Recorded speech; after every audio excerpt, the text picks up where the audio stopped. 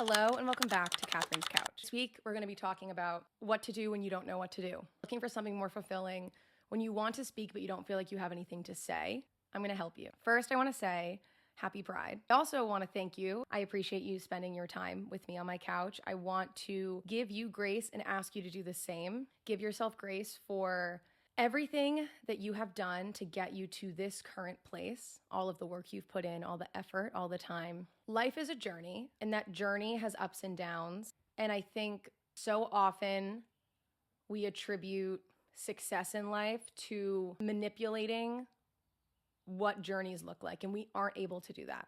We aren't able to live a life that does not have disappointment.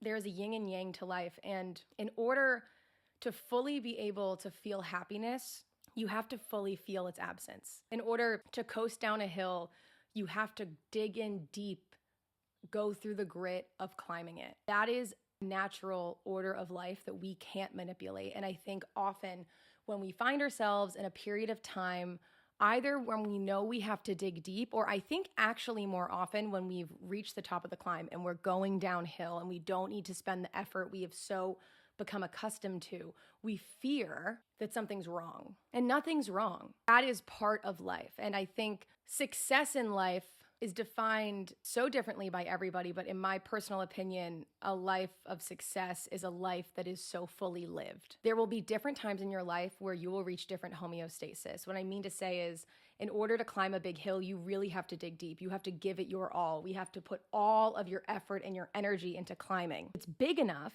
and tall enough, you will become accustomed to putting that much energy in life and putting all of your effort and all of your focus into doing that one thing. Now, when you get to the top of a hill and you can shift your gear, it is completely normal, natural. It makes so much sense to me personally that you would then fear, perhaps, the change of having all this effort and this energy. You do need some energy and effort to keep yourself steady, keep yourself from falling, but what was once putting all your effort and energy into this one big project, it's now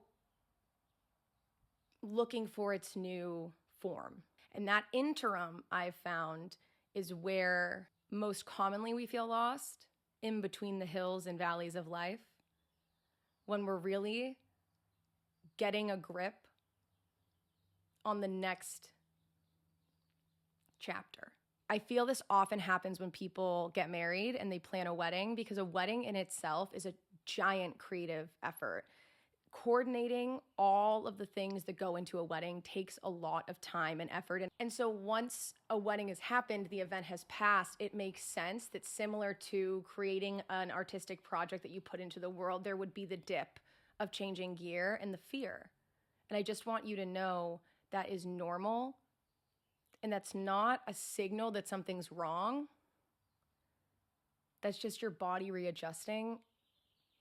That's you catching your breath. I know you came here because you'd like help. And so I first just want you to know that you're okay and that I know you're going to figure this out. That's another thing I think people need to hear more, that we're all on our own paths in life. We all have our own journeys. And I think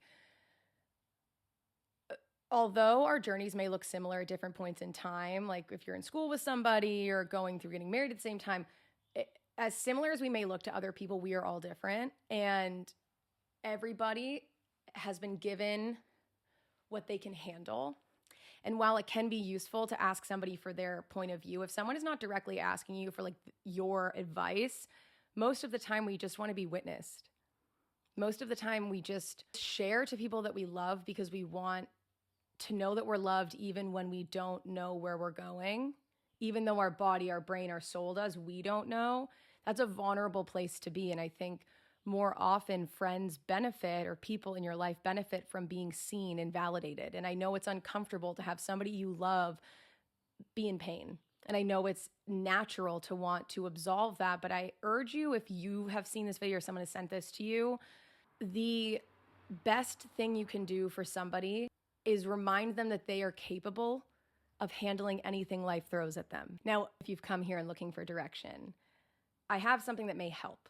Now, I am not you, and you know yourself better than anybody else, but for me, I have been here before. Something that helped me was starting the Artist's Way. It's a self-guided way to get back into tapping into your creative energy. Really helped me transform and value my own creative spirit and help me put practices in today that I still utilize. So if you're looking for an action, the action and homework I give you is that. And you can find your way to the boulder of your life that you already were going to, that you didn't need me to do. So let's get the Artist's Way. And I'm going to read what our homework is for week 1. So pause this, make sure you get it, and then I'm going to come back with our homework. Okay. Here are the tasks we have for week 1. Number 1, every morning set your clock 1/2 hour early. Get up and write 3 pages of longhand, stream of consciousness, morning writing. Do not reread these pages or allow anyone else to read them. Ideally, stick these in a large manila envelope or hide them. Welcome to the morning pages. They will change you. I personally use a moleskin notebook. 2, take yourself on an artist date. You do this every week for the duration of the course. A sample of this would be take $5 and go to your local 5 and dime. Buy silly things, anything you do just for fun. For me, the first week, I went to the dollar store and I bought paint. And I started painting again. I'm excited to go through this with you. I hope wherever this finds you, if no one has told you yet today, let me be the first to say you're always on time for your own life. I love you very much. You mean the world to me, and I will talk to you next week. Bye.